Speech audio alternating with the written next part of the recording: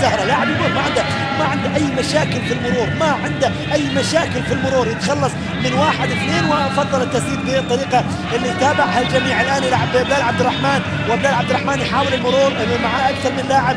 سداوي والكرة تنقل الان للجهة لنايف داود الخاطر، عرضية للامام خطيرة.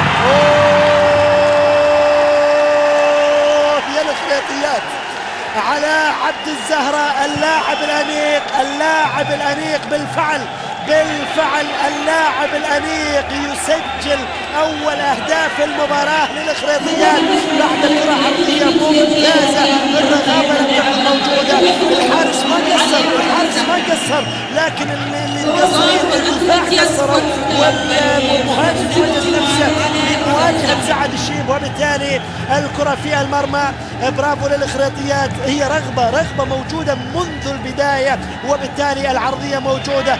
لاحظ معاي العرضية والارتقاء من اللاعب الأنيق، أنيق اللاعب، أنيق الرجل اللي أمامك، أنيق اللاعب اللي أمامك، حط الكرة في مرمى سعد الشيب، وبالتالي الهدف الأول في المباراة لمصلحة فريق نادي الخريطيات. رغبة منذ البداية وهم يبحثون عن هدف، منذ البداية وهم يبحثون عن زيارة أتت والشباك اهتزت الآن من جانب فريق نادي الخريطيات.